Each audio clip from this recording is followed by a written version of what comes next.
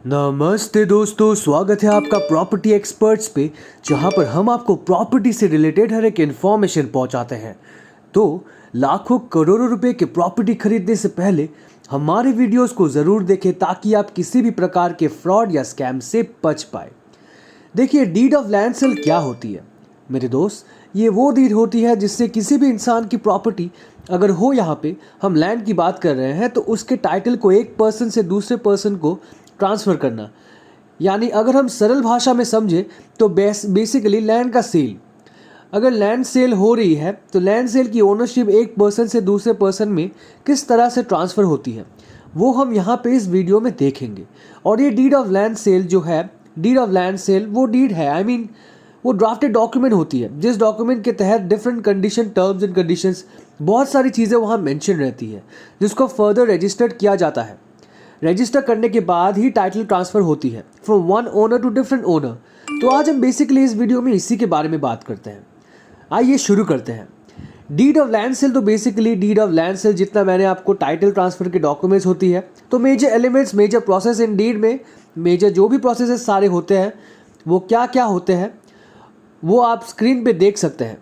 मैंने मेंशन कर रखा है कि सबसे पहले जो क्रॉस होगा उसमें बायर एंड सेलर डिटेल्स, कौन बेच रहा है और कौन खरीद रहा है, बायर एंड सेलर दोनों पे बेस होने चाहिए।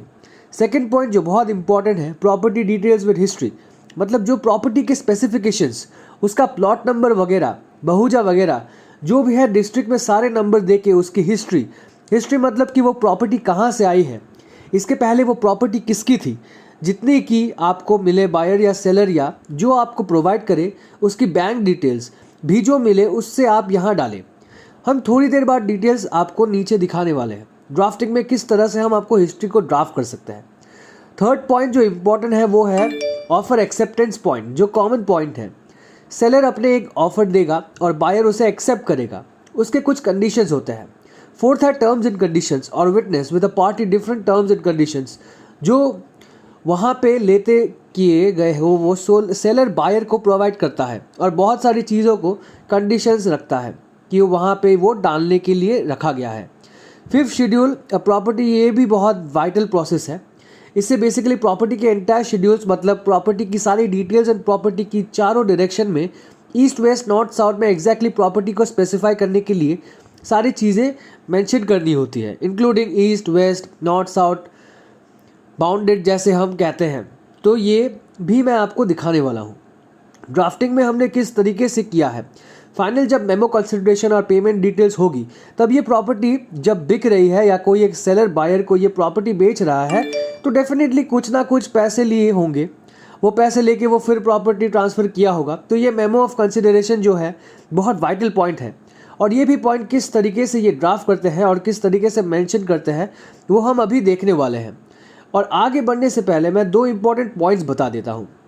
देखिए, दो इन्फॉर्मेशन और रिक्वायर्ड होता है, जैसे आप देख सकते हैं कि दो इन्फॉर्मेशन बहुत ही ज़्यादा इंपॉर्टेंट है। Query details for the property, कोई भी प्रॉपर्टी अगर ट्रांजिशन होती है या सेल होता है, जो गवर्नमेंट साइट में जाके उस प्रॉपर्टी के बायर सेलर विटनेस और प्रॉपर्टी के सारे फीचर्स डाल के एक क्वेरी जनरेट करना होता है।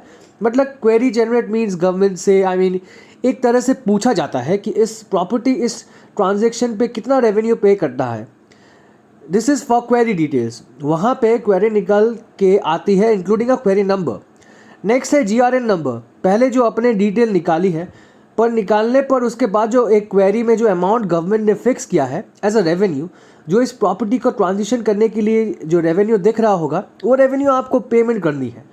और आपको क्वेरी करना है कि पेमेंट करने के बाद एक GRN number, government reference number, ये निकाल के आता है। बेसिकली तो हमें क्वेरी नंबर भी चाहिए और GRN नंबर भी, कि हमने वो क्वेरी का पेमेंट कर दिया है।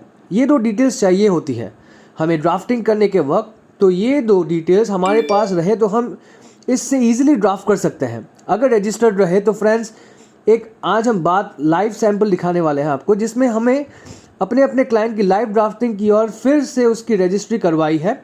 तो हमने सोचा था कि लाइव सैंपल उसके साथ आपको अगर शेयर करें तो ये बहुत ही अच्छा होगा। तो समझने के लिए, इसके अलावा किसी भी तरह की क्वेरी हो या किसी भी तरह की डीड लेके डेफिनेटली आप नीचे हमें बताइए।